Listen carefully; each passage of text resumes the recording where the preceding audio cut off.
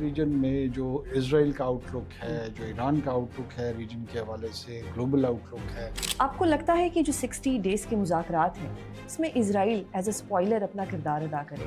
लेकिन वो एक इम्पॉर्टेंट प्लेयर उस रीजन में है जो इस पूरे प्रोसेस को डीरेल करने की सलाहियत रखता है। अगर आप जंग के इब्तदाई दिनों में जाएं, प्रेसिडेंट ट्रंप की बहुत ज़्यादा इंथ्यूजियाज्म इस हद तक कि वो निटी ग्रिटी डिटेल्स में सतह के एक्टिविटी थी, उसमें भी वो बहुत ज़्यादा दिलचस्प। कल तक ट्रंप जब उनके किसी लीडर से एसोसिएटेड थे तो वो बहुत अच्छे थे। क्या वो किसी और रियासत की रिप्रेजेंटेटिव हुकूमत Exactly. होंगे या इसी रियासत की? ये नुक्ता जिस दिन हमें समझ में आ गया तो मेरे ख्याल में बहुत सारे मसाइल वैसे ही हल हो जाएंगे। अस्सलामुअलैकुम नाजरीन, दिस इज़ सुज़ैन जहान खान और आज जो मेरे साथ गेस्ट मौजूद हैं उनको किसी इंट्रोडक्शन की ज़रूरत नहीं। सर बहुत शुक्रिया काकड़ साहब, आपने इतना कीमती वक्त निकाला हमारे लिए। आपके इंट्रोडक्शन की तो कोई ज़रूरत नहीं, लेकिन मैं सबसे पहले ये बात करना चाहूँगी कि अगर मैं पाकिस्तान की सिफारती कामयाबियों की बात करूँ या ओवरऑल पाकिस्तान की कामयाबियों की बात करूँ तो वो एक लिस्ट है जिसको अगर मैं 7 मई से शुरू करूँ, जो 2025 में 7 मई से लेके 10 मई तक हमें कामयाबियाँ मिली, और उसके बाद जो अब MOU जिसको इस्लामाबाद MOU का नाम दिया जा रहा है, ये कामयाबी जो हमें मिली है, ये कितनी बड़ी सिफारती कामयाबी है पाकिस्तान के लिए? देखिए जी, इट्स अ रिमार्केबल विक्ट्री। जैसे Indeed. आप खुद कह रही थी अपने इंट्रोडक्शन में, कोई शुबा नहीं है समहाउ और द अदर जब से मार्का हक हुआ है मई के माह के पिछले साल के जो 4 दिन हैं, उसने एक सेंस ऑफ कॉन्फिडेंस Indeed. में ट्रांसफॉर्म कर दिया है पाकिस्तान को एज ए नेशन। और पाकिस्तान की लीडरशिप, आप आम आदमी को देखें, आप पाकिस्तानी डायस्पोरा, पहले एक डीमोरलाइजेशन की कैफियत में हमारा सामना होता था लोगों के साथ। अब जब कभी आप ट्रैवल करेंगे तो एक नया एतमाद जो उन्होंने डिस्कवर किया है वो रिफ्लेक्ट होता है। Indeed. हालांकि हमारे यहाँ आपको पता है पॉलिटिकल पोलराइजेशन बहुत ज़्यादा है, उसके बावजूद इस टॉक्सिक एनवायरनमेंट में लोगों का बाय एंड लार्ज किसी एक पोजीशन के ऊपर खड़ा होना और उसकी सपोर्ट करना मेरे ख्याल में बहुत बड़ी कामयाबी है। बहुत बड़ी कामयाबी है। और ये जो सारा प्रोसेस था, इसको जिस तरीके से पाकिस्तान ने हैंडल किया, हमारे फील्ड मार्शल साहब हों, उनकी काविशों को अगर देखा जाए, प्राइम मिनिस्टर साहब की काविशों को देखा जाए, इस पे आप क्या कहेंगे? देखिए, एक तो पाकिस्तान को आज से पहले कभी मीडिएशन का इस किस्म का रोल कभी नहीं मिला। पाकिस्तान कॉन्फ्लिक्ट का हिस्सा तो ज़रूर रहा है, वॉर ऑन टेरर का हिस्सा रहा, सोवियत यूनियन और सोशलिज्म को कंटेन करने का एक लार्जर ब्लॉक का हिस्सा रहा, लेकिन ये एक ऐसी यूनिक अपॉर्चुनिटी थी जहाँ पे ख़ित्ते के लगभग तमाम ममालिक एक दूसरे के ख़िलाफ़ सफ़ारा थे या सफ़ारा उन्हें जा रहे थे, और American as a lead power, as a super power उस इनिशिएटिव के पीछे थी, और मिलिटरीली एक डिसएडवांटेज ईरान दूसरी तरफ खड़ा था। लेकिन इसकी इम्प्लिकेशंस जो थी ना, वो यूरोपियन कॉन्टिनेंट पे, एंटायर एशियन कॉन्टिनेंट पे, पूरी दुनिया में फैल रही थी। इन्फ्लेशन की सूरत में, सप्लाई चेन को डिसरप्शन की सूरत में, फूड सिक्योरिटी के क्राइसिस लोग एंटिसिपेट कर रहे थे।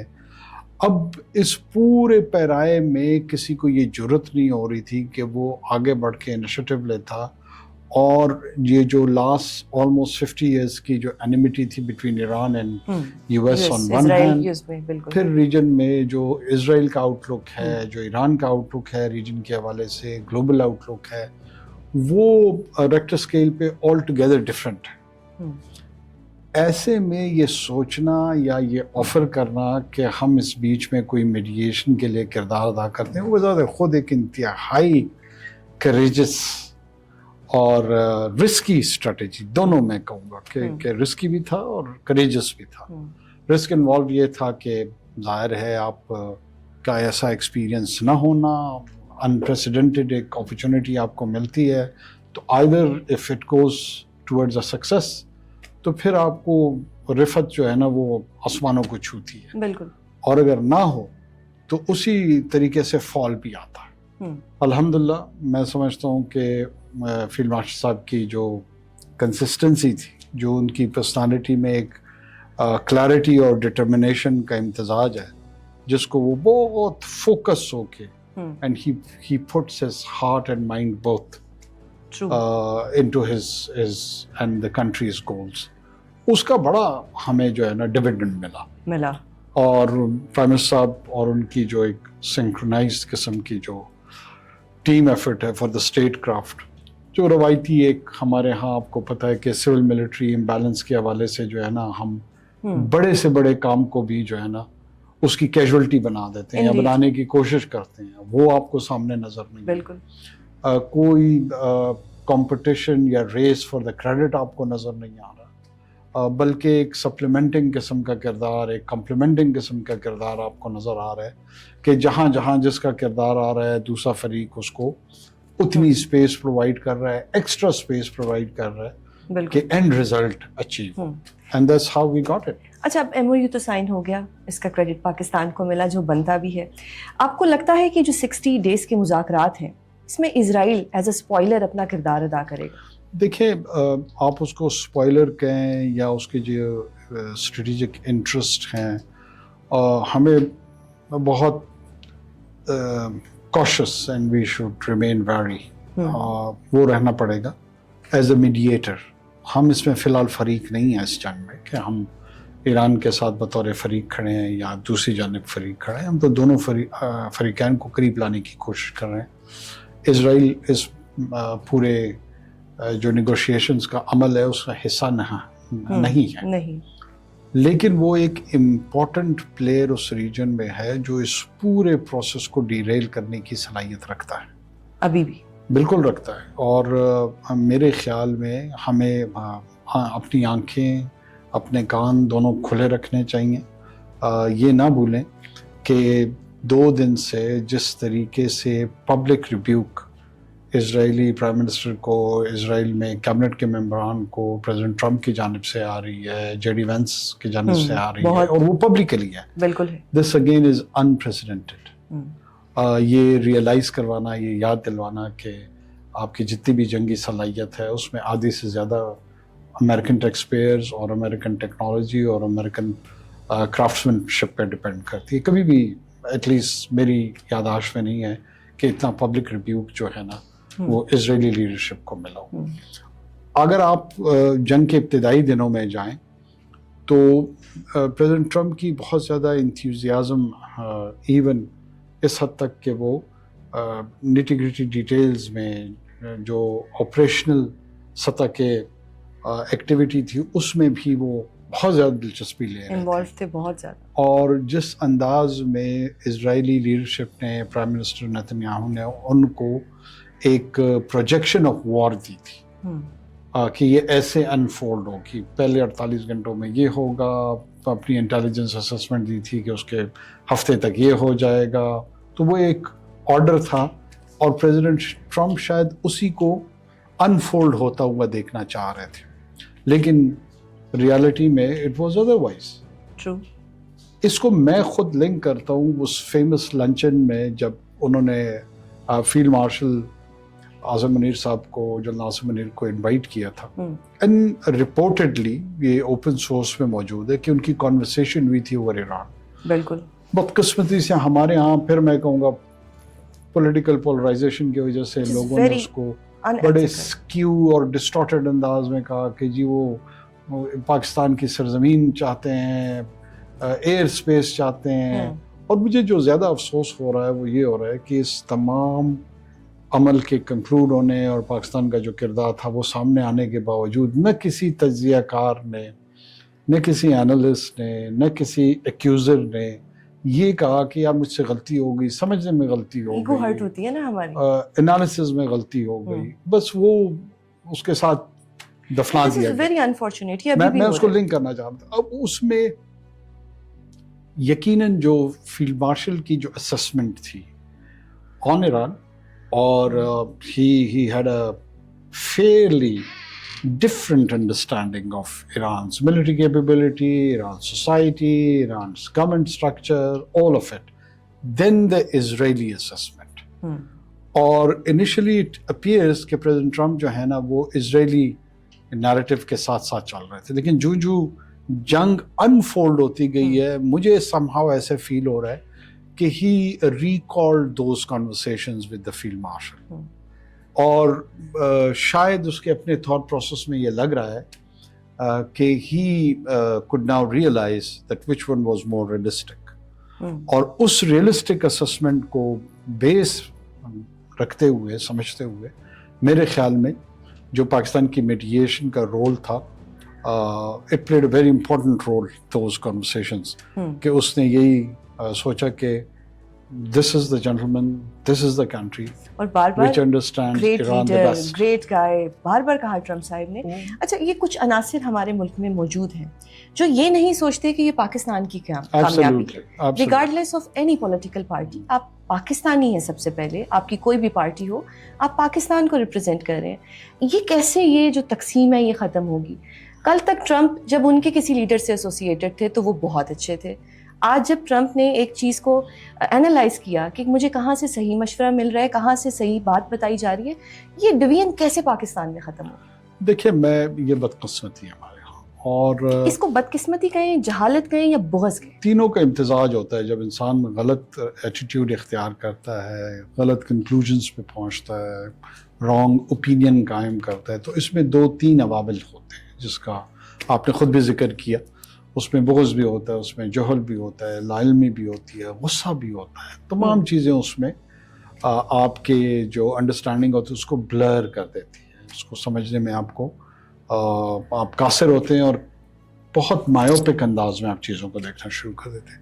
جس طرح آپ نے خود بیان کیا, دیکھیں کل کلاں کو آج کی اپوزیشن حکومت بن سکتی ہے, بالکل جو آج کی حکومت ہے وہ اپوزیشن بن سکتی ہے, اور یہ ایک سائیکل ہے ہمارے ہاں, یہ چلتا آ رہا ہے. کیا وہ کسی اور ریاست کی ریپرزنٹیٹیو حکومت ہوں گے یا اسی ریاست کی؟ یہ نقطہ جس دن ہمیں سمجھ میں آ گیا تو میرے خیال میں بہت سارے مسائل ویسے ہی حل ہو جائیں گے. دیکھیں ایک کانسٹنٹ ہے جس کو ہم اسٹیٹ کہتے ہیں, اور ایک ویریبل ہے جس کو ہم گورنمنٹ کہتے ہیں.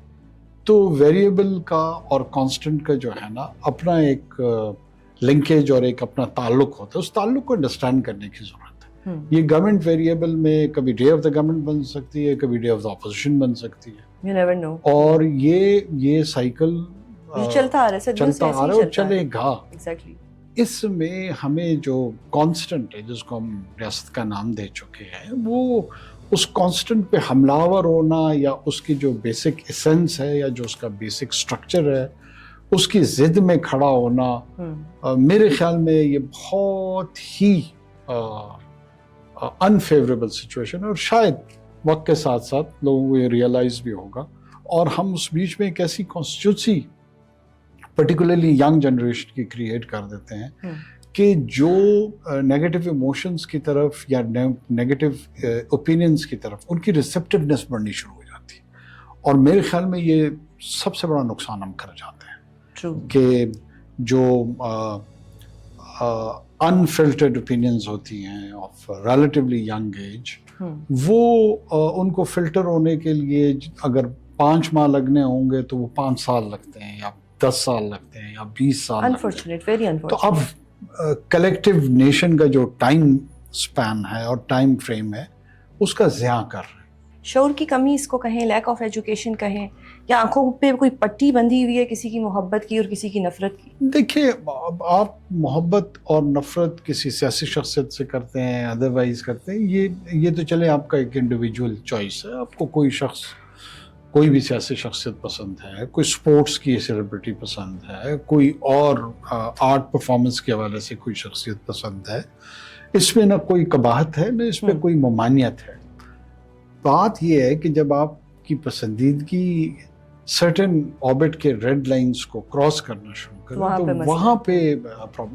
ہم میں سے کسی نے یہ سجیسٹ نہیں کیا کہ آپ کسی ایک فرد کو, چاہے وہ سیاسی شخصیت ہوں یا میں نے عرض کیا آپ کے کوئی اور سیلیبریٹی ہوں یا پبلک پوزیشن ان کے پاس ہو یا کوئی وجہ شہرت ہو. ہمارے ہاں اعتزاز ایک بچہ تھا جس نے سوسائڈ بامر کو گلے پہ لگایا اور اس کی شہادت ہو گئی. میرے نزدیک اس کے لیے جو محبت اور احترام اور اس کی جو بلندی کا مقام ہے شاید وہ بہت سارے زعما میں نہ ہو. اتنی کریج, اتنی کلیرٹی, اور اس کلیرٹی کو پھر ٹرانسلیٹ کرنا ایک پریکٹیکل شیولری میں, یہ ہے وہ شجاعت جس کا ہم तस्करा कहानियों में और किताबों में पढ़ते हैं। और वो एक 11 साल 12 साल का बच्चा था और उसने जो दिखाया वो शुजाअत मतलब मैंने बड़ों में हमें नहीं नजर आती। तो ये आपकी मर्जी होती है कि आप जिस तरफ जिसको पसंद करना चाहें, लेकिन उस पसंदीदगी को मैं जैसे अर्ज कर रहा था कि आप एक लिमिट होनी चाहिए, जो कांस्टेंट है उसका एक ऑर्बिट है।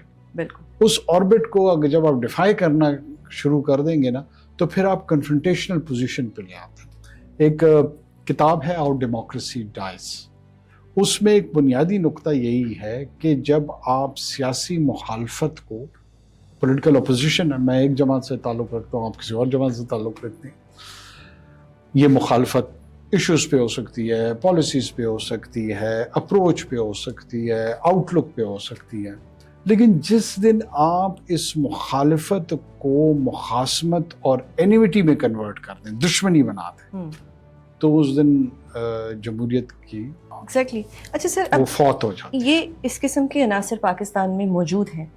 अभी इजराइल जो है वो पाकिस्तान के बहुत खिलाफ हो गया है क्योंकि पाकिस्तान ने एक इतनी बड़ी सफारती कामयाबी हासिल की है। इजराइल ऑलरेडी हमारे दो जो हमसाए हैं उनको हमारे खिलाफ इस्तेमाल कर रहा है, जिसमें भारत हो गया, अफगानिस्तान हो गया।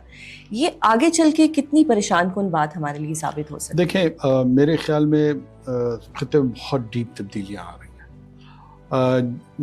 पोस्ट 1990 जब कोलैप्स होता है सोवियत यूनियन का और लिबरल डेमोक्रेसी और वेस्टर्न वर्ल्ड जो है ना वो ट्रायम्फेंट होके सामने आती है, तो ऐसे में America as a sole super power के तौर पर वो कोई चंद डेकेड्स उसके पास मेरे ख्याल में हनीमून पीरियड था जो उनके जी में आया, उन्होंने किया, और उस हनीमून पीरियड ने gave birth to certain Darling's.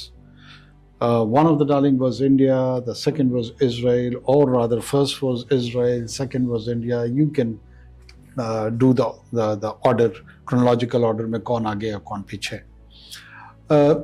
इसके नेक्सस में उनको खत्ते के अंदर इस तरह का एक ग्लोबल आउटलुक नज़र आ रहा था कि कंटेनमेंट ऑफ चाइना जो है that would be one policy, और उसके लिए इंडो पैसिफिक को इंट्रोड्यूस किया गया, इंडिया को बतौर रियासत इनकरेज किया गया, FDIs आए, लोगों की माइग्रेशन में उनको इनकरेज किया गया और एक शाइनिंग इंडिया का तस्वुर और नैरेटिव जनरेट किया गया।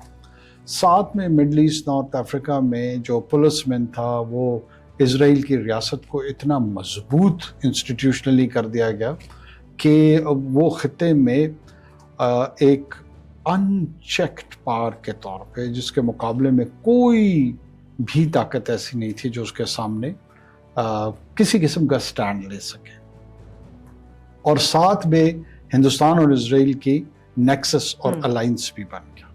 लेकिन इस जंग ने पोस्ट गाजा जो अक्टूबर के बाद जितने भी वहाँ पे उन्होंने रैकलेस किस्म की किलिंग्स हुई, शहादतें हुई फ़लस्तीनियंस की, और उसके पूरे खत्ते पे जो असरात पड़ते पड़ते और फिर इवेंचुअली वो हिजबुल्लाह के साथ भी लड़े, हुतीज़ के साथ भी लड़े, बिल आखिर ईरान तक पहुँचे। अब लग ये रहा है कि जो अमेरिकन्स हैं they are gradually and slowly, मेरे ख्याल में they are getting out of the region. उसके कई रीजंस हैं, रिन्यूएबल आ गई हैं, उनका रिलायंस ऑयल एंड गैस पे उस अंदाज में मिडल ईस्ट के रिसोर्स पे नहीं है जिस तरह as it used to be. अब वो क्या एक इररिस्पॉन्सिबल या नी जर्क रिस्पॉन्स के तहत रीजन छोड़ेंगे? I don't think so. ये बहुत स्लोली और ग्रेजुअली ये अमल होगा, और उस स्लो और ग्रेजुअल प्रोसेस में जो ओवर एम्बिशन था इजराइल का, प्रॉबेबली अगर उसको कोई ग्रेटर इजराइल के तौर पे ट्रांसलेट करता है या domination of the whole region, फरात से लेकर माउंट सनाई तक पूरे के पूरे इलाके पे एक रियासत का तो जो उनके यहाँ तस्वुर है उसकी तरफ जाने की डिटर्मिनेशन जो उनकी थी, इसको मेरे ख्याल में बहुत सीरियस जॉल्ट्स, झटके लगे।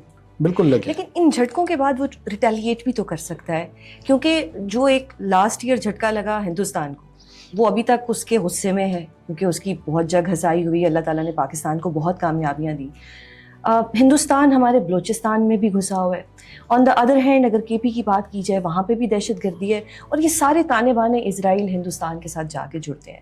تو میں یہ جاننا چاہ رہی ہوں کہ کیا یہ دوبارہ سے ایکٹیو ہوں گے, کیونکہ اب تو ان کو مار پڑی ہے, ایک طرح سے ان کی ہار ہوئی ہے. مجھے جو انسٹیٹیوشنل یا let's put it that way کہ as a state actors military conflict either with India, اور میں بہت محتاط ہو کے کہہ رہا ہوں کہ اسرائیل انڈیا جوائنٹ خاکہ بدان, خدا نہ کرے اگر کوئی پاکستان کے اوپر حملہ آور ہوتے ہیں, تب بھی مجھے یہ یقین کامل ہے کہ پاکستان کی ملٹری کیپیبلٹی اتنی ہے کہ الحمدللہ they can take on both of them equally simultaneously.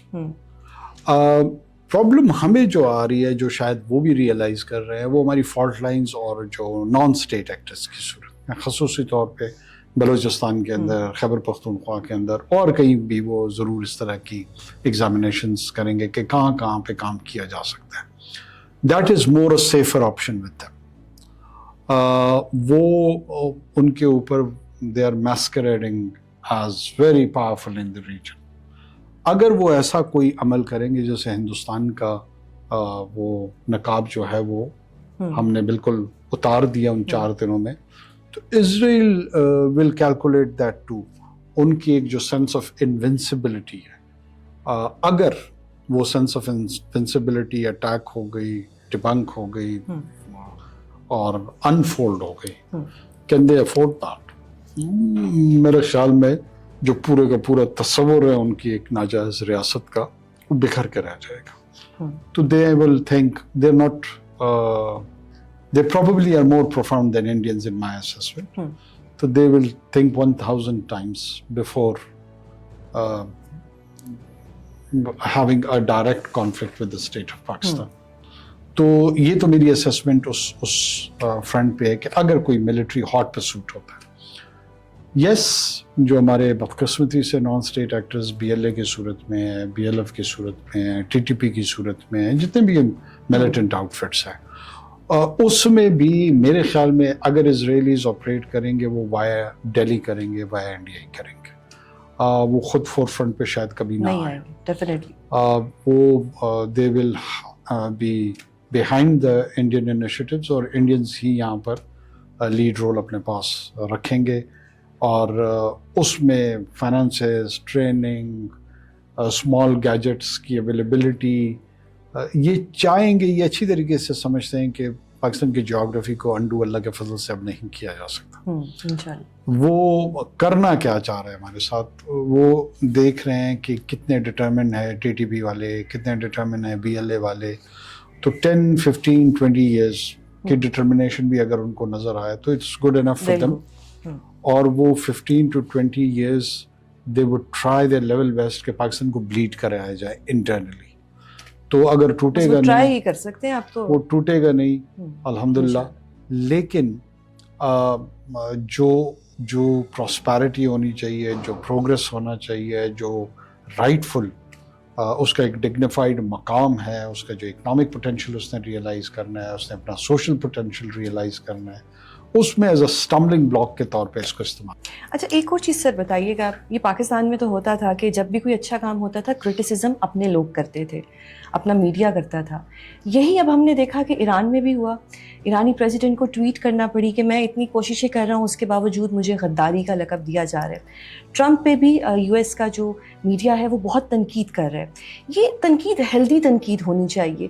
Y is that کہ چاہے وہ ایران ہو, وہ پاکستان ہو, یا وہ یو ایس ہو, تنقید اتنی زیادہ کیوں ہوتی ہے, اپریسیشن کیوں نہیں ملتی؟ دیکھیں نقاد ہونا یہ بڑا مشکل کام ہے کہ آپ کے اندر یہ صلاحیت موجود ہو.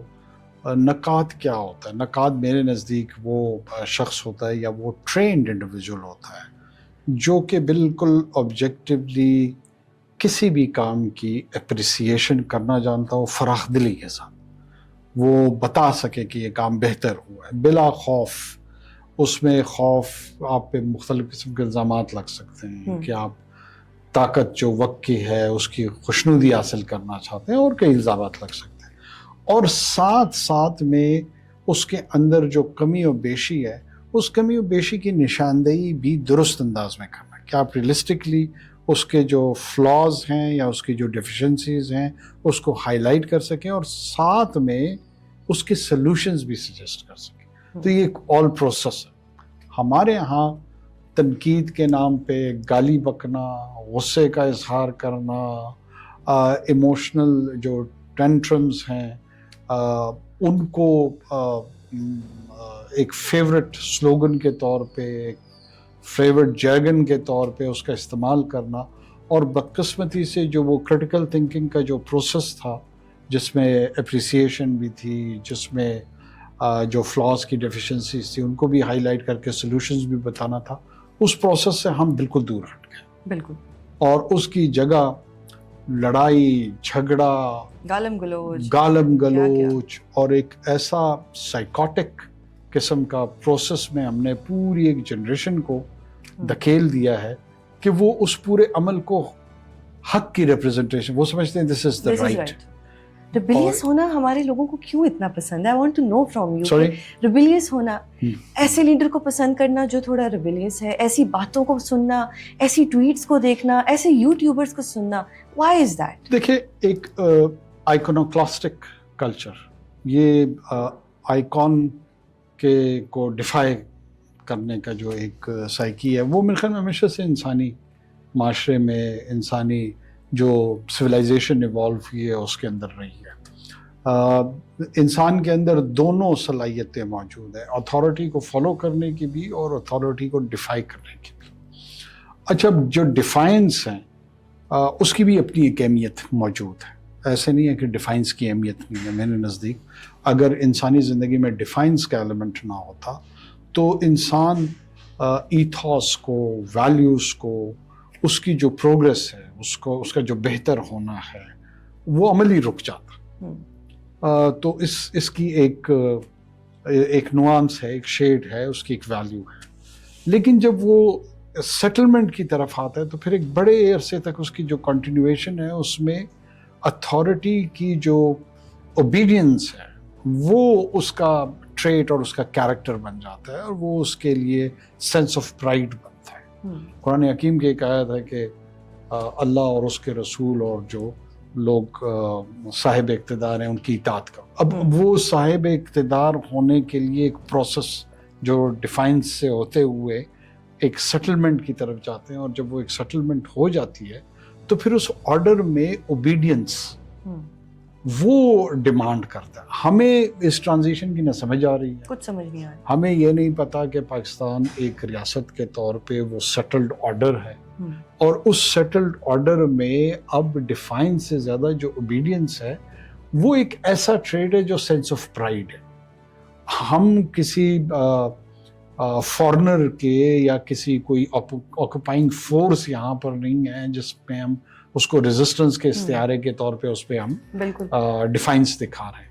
हमारा एक सेटल्ड ऑर्डर है, एक अल्लाह की आज़ाद अता की गई रियासत है, और उस रियासत को मज़ीद इम्प्रूव करने की जो इंटरनल जदोजहद है, जो बेहतरी के तरीक़ेकार है, उस पर ज़रूर गुफ्तगू होनी चाहिए, उस पर ज़रूर हेल्दी कॉन्वर्सेशंस होनी चाहिए, इन्फॉर्म डिस्कोर्स होना चाहिए। लेकिन ये एक दूसरे के साथ ना कुफ्र और इस्लाम के लाइनें खींच के जिस तरह हम खड़े हो गए एक दूसरे के सामने, उसका नुकसान ही उठाएंगे हम। सही सर, इन योर ओपिनियन इतनी बड़ी सफारती कामयाबी हमें मिली है, हमारे मुल्क के अपने हालात कब ठीक होंगे? मैं मईशत की बात कर रही हूँ, जो हमारी मैनेजमेंट है इकोनॉमी की, वो कब ठीक होगी? देखें, इसमें कोई दो राय नहीं है। अगर मैं ये कहूँ कि ऑल इज़ वेल तो शायद मेरी ये स्टेटमेंट मिसलीडिंग हो। ऐसा नहीं है कि हम ये समझते हैं या कहते हैं कि all is well. Can it be well? Of course it can be. इस हुकूमत ने भी अपनी हद तक जो शायद ये कर सकें इन्होंने किया है।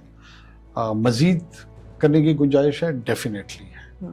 मेरे ख्याल में अब वक्त आ गया है कि कोई भी हुकूमत में हो, एक तो size of the government should remain small, size of the government should remain small, expenditure of the government should be less.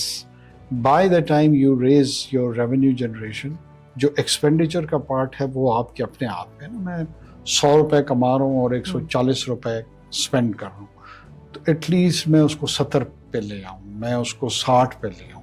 वो कैसे है, वो जो आपके इकोनॉमिक विजर्ड्स हैं, जो आपके इकोनॉमिक मैनेजर्स हैं, थिंकर्स हैं, I think so they have got some practical solutions to that. और हमारी खुद भी उस पर ज़ाहिर एक बड़ी स्ट्रॉन्ग सी राय है। और उसके साथ साथ जो आपका पोटेंशियल है, अब हमारा पोटेंशियल है क्या, पाकिस्तान के पास क्या है? पाकिस्तान का सबसे बड़ा पोटेंशियल जो है उसके पास 25 करोड़ लोग हैं। जो ही आप अपने ह्यूमन रिसोर्स में इन्वेस्ट करते हैं, आप अपने फ्यूचर में इन्वेस्ट करते हैं। अगर मैं आज पिछले 25 साल 30 साल मेरे अंदर मेरे पेरेंट्स ने मेरी लैंग्वेज इम्प्रूव करने में, मेरी सेंस ऑफ एजुकेशन में, मेरी इंक्लिनेशन टुवर्ड्स डिफरेंट सब्जेक्ट्स में, तो मैं जो प्रोडक्ट आज हूँ ये ना होता। सो इसी तरह हमने अपनी फ्यूचर जनरेशन में as a family institutions, as a state institutions, we need to invest. और उसकी एक इकोनॉमिक वैल्यू है, और मेरे नज़दीक ये पाकिस्तान को $3 ट्रिलियन इकोनॉमी तक पहुंचाने में जो सबसे अहम किरदार अदा करेगा वो उसका ह्यूमन पोटेंशियल होगा, उसका ह्यूमन रिसोर्स होगा। उसके साथ साथ आपके पास मिनरल पोटेंशियल मौजूद है, आपके पास ब्लू इकानमी, आपकी कोस्टल पोटेंशियल मौजूद है, आपके एक्सपोर्ट करने की जो सलाहियत है, आपकी क्राफ्ट्समैनशिप है, आपकी आर्टिजनशिप है, छोटी छोटी चीज़ों में वो बाय एंड लार्ज बहुत अच्छी है। अब इसको पूरे कॉर्पोरेट कल्चर के साथ लिंक करना, आपका जो टैक्स करने की जो सलाहियत है उसको आपने रिग्रेसिव नहीं प्रोग्रेसिव बनाना हो। जो नॉन डॉक्यूमेंटेड इकानमी है उसको कैसे डॉक्यूमेंट करना है, डिजिटलाइज कैसे करने हैं, ये बातें काफ़ी अरसे से चली आ रही हैं।